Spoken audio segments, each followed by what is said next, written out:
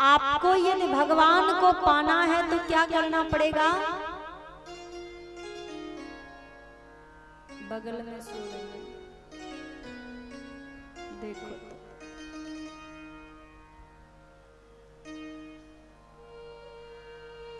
भगवान को पाना है तो मन में प्रेम लाना पड़ेगा, और प्रेम होगा तो कृष्ण अवश्य मिलेगा। तो कथा के रसिक जनों, ये मानिए जिस अध्याय में आज हम प्रवेश करेंगे ना, वो अध्याय भागवत जी के प्राण है। माना कि एक आदमी है, आदमी के कान भी है, नाक भी है, जिह्वा भी है, होंठ भी है, हाथ पैर है, हृदय भी है। अगर कान को हटा दिया जाए तो मर जाएगा क्या? नहीं मरेगा, सुन नहीं सकता। एक बार इस सभी अंगों में लड़ाई हो गई, मैं बड़ा कि मैं बड़ा कि मैं बड़ा। कान को हटा दिया जाए तो सुन नहीं सकता, लेकिन मरेगा नहीं। हाथ यदि किसी का कट जाए तो नहीं मरेगा। कभी कभी एक्सीडेंट में हाथ पैर चले जाते हैं लोगों के, फिर भी जीवित रहते हैं। इस जिह्वा को हटा दिया जाए तो स्वाद नहीं ले सकता, बोल नहीं सकता, लेकिन जिंदा।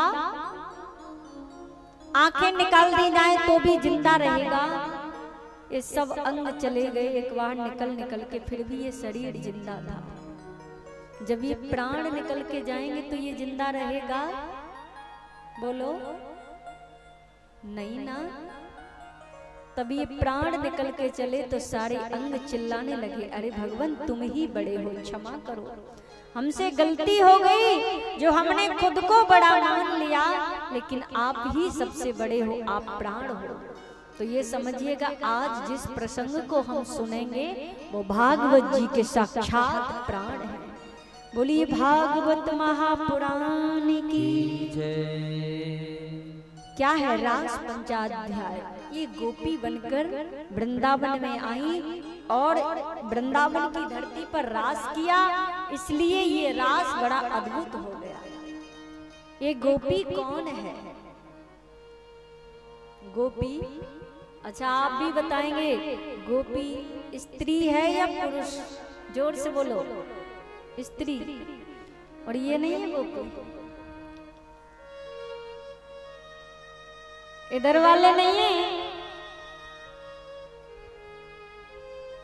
गोपी, गोपी किसी स्त्री और पुरुष को नहीं कहा गया है। गो माने इंद्रिय, पी माने पीना। जो कृष्ण कथा का रसपान करे वही गोपी है। अरे गोपी आप भी हैं और गोपी आप भी हैं। जो कृष्ण कथा को सुने, प्रत्येक इंद्री से कृष्ण कथा का रसपान करे, वो गोपी है। कोई साड़ी पहनने वाली और नथनी पहनने वाली को गोपी नहीं कहा गया है। ये गोपियां कौन है? ये वेद की ऋचाएं हैं। पहले ये गोपी कौन थी? भगवान श्री राम जब वन में गए थे तो जितने संतों ने भगवान श्री राम के दर्शन किए, उन संतों के मन में आया कि हमको भी अगर कृपा हो जाती तो हमको भी राम के चरणों के दर्शन मिल जाते। तो भगवान ने कहा, अगले बार तुम गोपी बनकर के आओगे और मैं कृष्ण बनकर आऊंगा तो तुमको मेरे साथ रहने का सानिध्य प्राप्त होगा। तो वो संत भी गोपी बनकर आए ब्रजमंडल में। और ये गोपी भगवान जब कच्छप बनकर के आए तो जितनी दैत्य कन्याएं थी, मत्स्य कन्याएं थी, वो भी गोपी बनकर के ब्रजमंडल में आई। हमारे कितने वेद हैं? 4। 4 वेदों में कितने कांड हैं? 3 कांड हैं। कर्म कांड, ज्ञान कांड, उपासना कांड। क्या क्या? ज्ञान कांड, कर्म कांड और उपासना कांड। तो कर्म कांड के जो 80,000 मंत्र हैं वो भी गोपी बनकर के ब्रजमंडल में आए। ये गोपी कोई साधारण नहीं है, ये वेद के मंत्र भी गोपी बनकर आए। ऐसा हमारे शास्त्रों में, वेदों में कहा गया है। वेद के जो कर्म कांड के 80,000 मंत्र हैं वो भी गोपी बनकर आए। ये साधारण है क्या गोपी? और ये गोपी कौन है? वेद की ऋचाएं हैं। आहा, शरद पूर्णिमा की रात्रि सबसे प्रकाशमयी रात्रि होती है पूरे वर्ष में। सबसे उजियाली रात्रि कौन सी होती है? शरद पूर्णिमा की। उस दिन चंद्रमा 16 कलाओं से परिपूर्ण होते हैं। और शरद पूर्णिमा की रात्रि को आपने देखा है, कुछ जन खीर बना करके उसकी छाया में, उसके प्रकाश में रखते हैं और उसको सुबह पा लेते हैं। क्यों? हमारे शरीर के रोगों का निवारण करती है। इतना तेज होता है उस दिन चंद्रमा में। हमारे वृंदावन में घर घर की छतों पर रखी होगी, जाली से ढक के रख दो ताकि कुछ उसमें जाए ना, और चंद्रमा का प्रकाश उसको मिल जाएगा और सुबह उठकर इससे आंखों की रोशनी ताजगी बनी रहती है। हाँ, और सबसे अंधेरी रात्रि कौन सी होती है पूरे वर्ष में? अनुभव होगा माताओं को, बताओ, जवाब दो। भादों की, भादों की दीपावली वाली रात्रि सबसे अंधेरी रात्रि होती है और प्रकाशमयी रात्रि शरद पूर्णिमा की होती है। अनुभव करके देखना, दीपावली वाली सबसे अंधेरी रात्रि होती है। और लिखा भी देखा होगा, पढ़ा भी है मैंने, तो देखो शरद पूर्णिमा की रात्रि कृष्ण ने यमुना के किनारे मुरली बजा दी। आहा, जब मुरली बजाई तो ये आवाज मुरली की गोपियों के कानों में गई। एक गोपी झाड़ू लगा रही, जैसे ही मुरली सुनी सो झाड़ू कंधे पे रखा और दौड़ पड़ी कृष्ण के पास। सब अपना अपना काम कर रही। एक गोपी श्रृंगार कर रही, कृष्ण की मुरली क्या सुन ली, आंख वाला होठों पे लगा लिया, होठ वाला आंखों में लगा लिया, दौड़ पड़ी। गोपियों की स्थिति ऐसी बन गई। एक गोपी काजल लगा रही, कन्हैया की मुरली सुनी, एक आंख में लगायो, एक आंख में लगायो ही नहीं, दौड़ पड़ी। एक गोपी अपने पति को भोजन करा रही, कृष्ण की मुरली सुनी सो पति ने मांगा नमक, चीनी डाल दी और दौड़ पड़ी। एक गोपी अपने बच्चे को दुग्धपान करा रही, कृष्ण की मुरली सुनी सो पटक के यूं गई। एक गोपी रोटी बना रही और जैसे ही कृष्ण की मुरली सुनी सो हाथ की रोटी हाथ में लेके, हमारे ब्रज में यूं करके रोटी बनाते हैं, बहुत मीठी लगती है, फिर उसको घी में डुबोते हैं। भोजन तो ब्रज का देखिए एक बार खाके। बना रही यूं करके, हाथ वाली रोटी हाथ में लेके दौड़ पड़ी। कृष्ण भगवान ने देखा ये गोपियों की क्या दशा है। आहा, कोई एक आंख में काजल लगा के आई है, कोई उल्टे सीधे कपड़े पहन के आई है, कोई झाड़ू कंधे पे रख के लाई है, कोई रोटी लेकर आई है। मुरली सुनली तो लग रहा है दौड़ी पड़ी है ये। भगवान ने कहा कैसे आई आप सब? पहले तो स्वागत किया, आओ बैठो स्वागत है। फिर कहा क्यों आई? अच्छा हम आपसे कहें आप लोग सब वृंदावन आना और आप सब वृंदावन आ जाएं, फिर हम कहें क्यों आए तो अजीब लगेगा। सो भगवान ने स्वयं बुलाया और स्वयं पूछ रहे हैं क्यों आई। गोपियों ने कुछ नहीं कहा, टेढ़ी नजर करके बोली खुद बुलायो और पूछ रहे हैं क्यों आई। आप ही ने तो बुलाया था, आइए बैठिए। अच्छा आप इसलिए आई हैं, आपने कभी रात्रि में खिलने वाले फूल नहीं देखे? अब तो देख लिए ना, चलिए जाओ। नहीं गई, अच्छा आप इसलिए आई हैं, आपने कभी रात्रि में ये चमकने वाली यमुना के किनारे बालू नहीं देखी? देख लियो तो जाओ। अरे आपने कभी रात्रि में यमुना दर्शन नहीं किया ना? अब तो कर लिया ना, तो जाओ। गोपी बोली कृष्ण एक बात कहें, जैसी दो चार कथाएं आप जानते हो ऐसे हम भी जानते। कन्हैया बोले सुनो, मैं तो इसलिए कह रहा, आपके पति बेचारे टेंशन में होंगे, कहाँ गई? आपकी सासू माँ खोज रही होंगी। गोपी बोली जब जगत पति और जगत पिता मिल गए तो संसार से क्या लेना देना। अरे आप मिल तो गए ना, अब संसार से क्या लेना देना। भगवान कृष्ण बोले सुनो, एक पतिव्रता नारी थी। कैसी थी? अच्छा, पतिव्रता नारी कौन है? पति का खूब स्वागत करती है, दोनों टाइम अच्छे से भोजन देती है, चरण स्पर्श करती है और सासू माँ को गाली देती है, तो पतिव्रता है? नहीं ना। जग में है सुंदर नारी जो पति से प्रेम करे, सत को सुरमा तेल पाउडर तेल क्षमा को डार, और दया धर्म की मेहंदी लेके गले भक्त को हार, जो सबसे नेह करे। जग में है सुंदर नारी, देखने में सुंदर है वो सुंदर नहीं है, जिसके विचार सुंदर है वो सुंदर है। और कौन?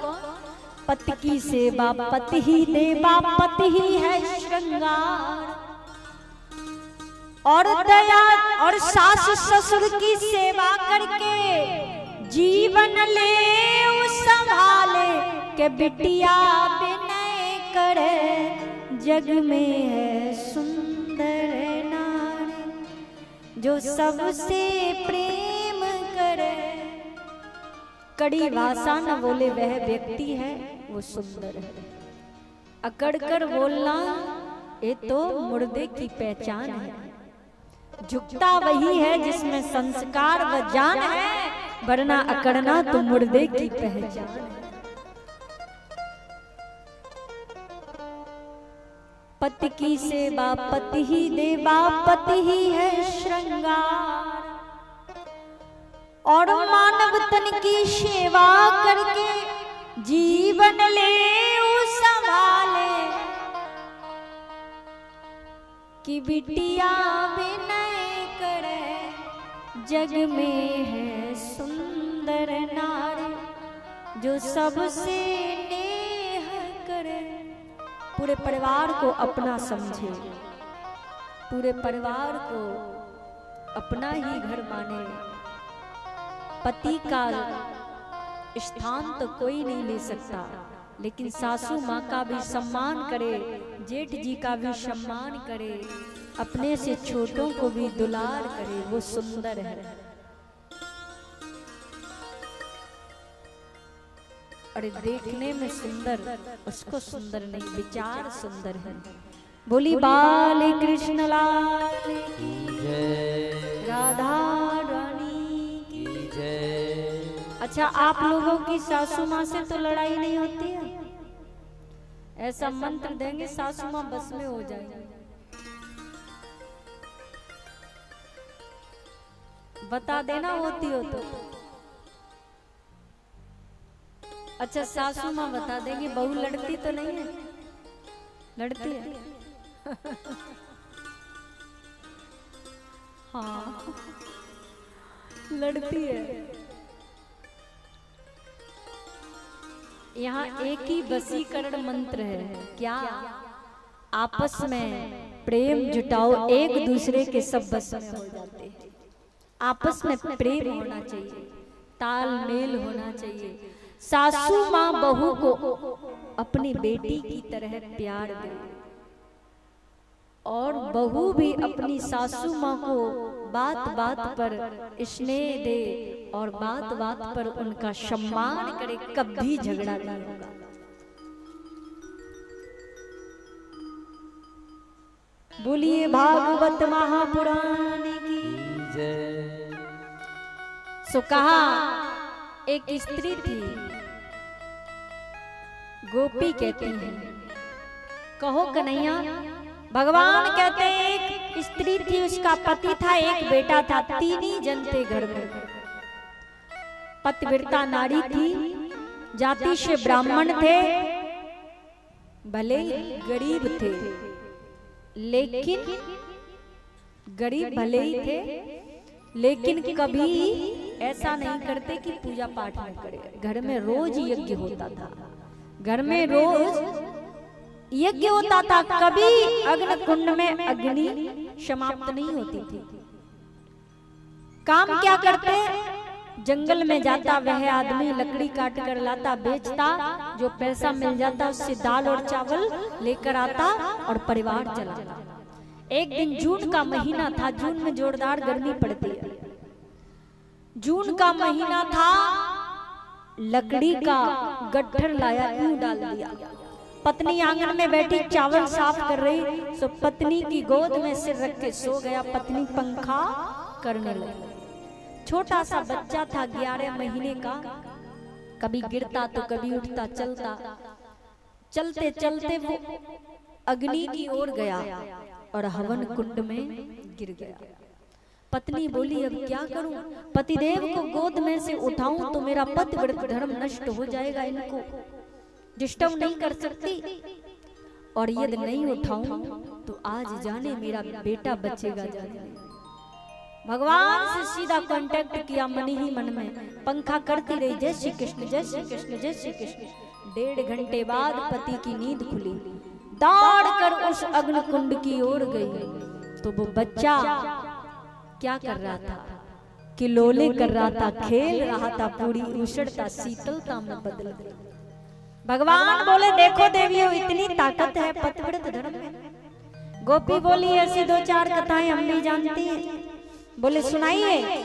सुनो, एक स्त्री थी, अपने पति को कभी बिना खिलाए खाती नहीं, पिलाए बिना पीती नहीं, बिना सुलाए उनको सोती नहीं, इतनी सेवा करती।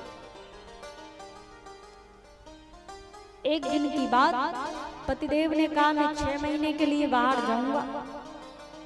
पहले फोन तो थे नहीं, तो कैसे चलेगा, बिना खिलाए तो तुम खाती नहीं हो।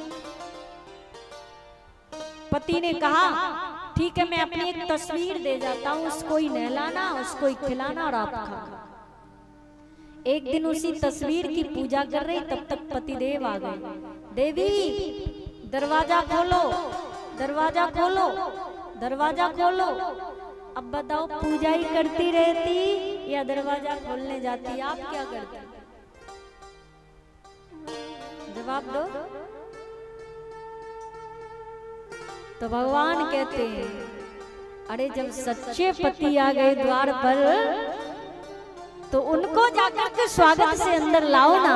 पूजा तो उन्हीं की कर रहे ना, तो बाद में भी हो जाएगी। आ गए अचानक से, जब असली पति आ गए तो तस्वीर को क्या पूजा, इसलिए दौड़ करके गई और दरवाजा खोला, अंदर लाई। गोपी कहती है ऐसे ही आप जगतपति हमको मिल गए तो संसार से हमको क्या लेना देना, इसलिए तो हम आपके चरणों में आई हैं ना। भगवान बोले ठीक है। आज सब गोपी भगवान के अगल बगल बैठे थे, लेकिन गोपियों के मन में अहंकार हो गया। एक गोपी कहती है कि आहा, हमसे ज्यादा कृष्ण किसी को मानते ही नहीं। यदि मानते होते तो आज हमारे पास नहीं होते। आहा, हमारे पास गलवैया डाल के बैठे, इसका मतलब हमें बहुत स्नेह करते। भगवान ने सोचा हमने तो रास करने को यहाँ सब एकत्रित हुए, लेकिन इनके मन में अहंकार हो गया। सुबह से गोपियां देखा तो भगवान अंतर ध्यान हो गए। गोपी अकेली बैठी रह गई। राधा रानी को लिया और अंतर ध्यान हो गया। गोपी बोली अभी तो हमारी यही पास में गलबैया डाल के बैठे, गए तो कहां गए, गए तो कहां गए, अरे अभी तो यहीं बैठे थे ना। दूसरी बोली पता नहीं कहां गए, चलो बहन हम ढूंढने चलते हैं। चलते चलते गोपियां आज एक पीपल के वृक्ष से पूछती हैं, अगर आपने कृष्ण को देखा हो तो बता दो। पीपल के वृक्ष ने कुछ भी नहीं कहा। एक बोली अहंकार हो गया है इसको, थोड़ा सा पूजन क्या कर लेते हैं लोग, तो इनको तो अहंकार ही हो गया। चलते चलते वही गोपियां अब कहां पहुंची, बट वृक्ष के पास। अगर तुमने कृष्ण को देखा हो तो बता दो ना। बट वृक्ष ने कुछ नहीं कहा। एक बोली टेढ़ी नजर करके बोलेगा कैसे, बूढ़ा हो गया ना, बुढ़ापे में बुद्धि बिगड़ जाती है, नहीं बताएगा। चलो आगे। चलते चलते तुलसी वन में पहुंची। हे तुलसी मैया, आपको तो जरूर पता होगा कृष्ण कहाँ है। क्यों? जब तक आप चरणों में नहीं चढ़ जाते हैं तब तक कृष्ण भोग नहीं लगाते हैं, तो तुमको जरूर मालूम होगा कि कृष्ण कहाँ है। तुलसी ने कुछ नहीं कहा। दूसरी बोली हमारी सौत लगती है, नहीं बताएगी। चलो दंडवत पृथ्वी माँ को किया। पृथ्वी माँ किसी को पता हो या मत हो, लेकिन तुमको जरूर मालूम होगा। कैसे? क्योंकि वो उड़कर नहीं गए होंगे, वो तुम पर चलकर गए होंगे, इसलिए तुमको पता होगा। वहां भी कोई उत्तर नहीं मिला। गोपी कहती है मुरली बजा के मोहना क्यों कर लिया किनारा, अपनों से हाय कैसा व्यवहार है तुम्हारा। क्यों तो मुरली बजा करके बुलाया, क्यों तो यहाँ से अंतर ध्यान हो गए। ढूंढा गली गली में, खोजा डगर डगर में, फिर मन में यही लगन है, मन में यही लगन है। क्या? दर्शन मिले दोबारा, मुरली बजा के मोहना क्यों कर लिया किनारा। मधुबन तुम्ही बताओ बताओ, कान्हा कहाँ गया है। मधुबन तुम्ही बताओ, कान्हा कहाँ गया है। कुछ नहीं बोला। कैसे झुलस गया है, कैसे झुलस गया है। क्या? कोमल बदन तुम्हारा मुरली बजा के। अंत में गोपियां चली हैं एक बार यमुना मैया के पास। यमुना तुम्हें बताओ बताओ, कान्हा कहाँ गया है। यमुना तुम्हें बताओ, मोहन कहाँ गए। कुछ नहीं बोली यमुना। तुम भी द्रगद हुई हो, यानी रोई हो। द्रगद माने आंसू। तुम भी खूब रोई हो। कैसे पता? कहती है नीलधारा, तुम भी बहुत रोई हो। कहती है नीलधारा, मुरली बजा के मोहना क्यों कर लिया किनारा। कहीं पता नहीं लगा। किसको पता है कृष्ण कहाँ है?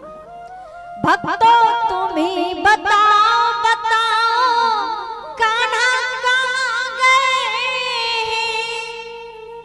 भक्तों तुम ही बताओ छलिया कहाँ गया है? भक्तों को पता है ना। अपना ही दिल टटोलो, कहाँ है? अपना ही दिल तो खोजो, हर दिल में वो बसा है। अपना ही दिल तो खोजो, हर दिल में वो बसा है। मुरली बजा के मोहना क्यों कर लिया किनारा? भक्तों तुम ही बताओ कान्हा कहाँ गए? अरे अपना ही दिल टटोलो, हर दिल में वो बसा है। तुम भटक रहे हो, तुम्हारे भीतर बसा है। बोली बाल कृष्ण लाल की। आगे पूछ रही हैं सबसे, कहीं नहीं मिले कृष्ण। ढूंढते ढूंढते आज उनको लगने लगा हम ही कृष्ण हैं। राधा रानी ने सोचा मैं नहीं चाहूंगी तब तक वो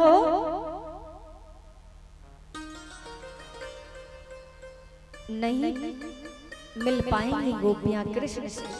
राधा रानी ने एक नाटक किया, अब हमसे भी नहीं चला जाता। कन्हैया बोले बैठ जाओ हमारे कंधे पर। बैठते ही अंतर ध्यान हो गए। राधे तुम ही बताओ बताओ कान्हा कहाँ गए? नहीं बोली। तुम भी द्रगत हुई हो, कहती है अश्रुधारा। मुरली बजा के मोहना कर लिया किनारा। कहीं नहीं मिले। अंत में सब गोपियां और राधा रानी एकत्रित हो गई। कृष्ण ने देखा सबका अभिमान नीचा हो गया। गोपियों को लगने लगा मैं ही कृष्ण हूं, मैं ही गोपी हूं। कहीं नहीं पाया। अरे हम ही ब्रज की रक्षा करेंगे, हम ही वृंदावन में आज से गाय चराएंगे, हम साक्षात हम ही कृष्ण हैं। आज भगवान कृष्ण वापस आए। बोली बाल कृष्ण लाल की। भगवान कृष्ण वापस आए। वापस आकर देखा टेढ़ी नजर करके गोपी बैठी है। लग रहा है कृष्ण को पता नहीं कितने डांटेंगे। और कोई कोई गोपी भगवान के तलवे साफ कर रही है। कांटा तो नहीं लगा, कंकड़ तो नहीं लगा, पत्थर तो नहीं लगा। गोपियों से आज भगवान कहते हैं आपका अभिमान नीचा हुआ, मैं वापस आया। क्योंकि अभिमान जहाँ रहता है वहाँ भगवान कभी नहीं रहते। और मेरे बिहारी जी के साथ में सभी गोपियां रास विहार करने लगी। बोली रास बिहारी भगवान की जय। राधा रास बिहारी जय। राधा रसिक बिहारी। महाराज जितनी गोपी उतने कृष्ण बन जाते हैं।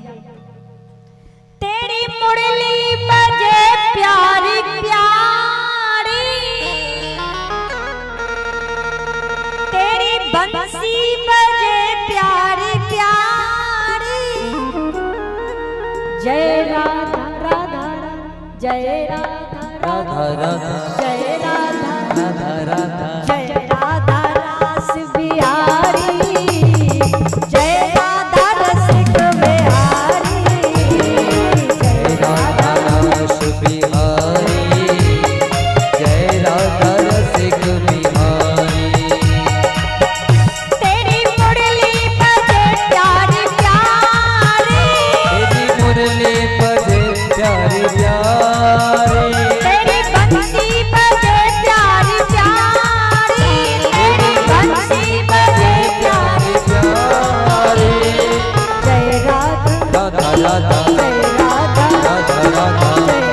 राधा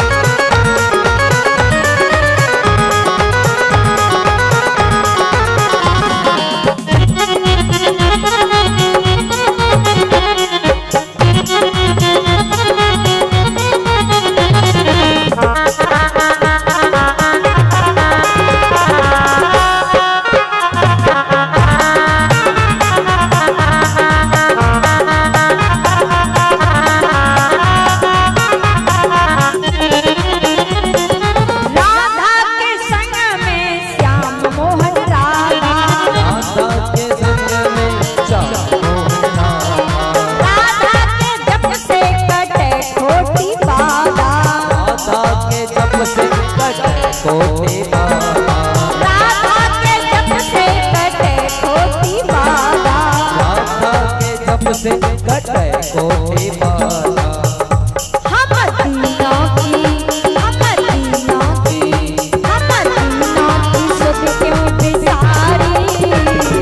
जय राधा रसिक बिहारी।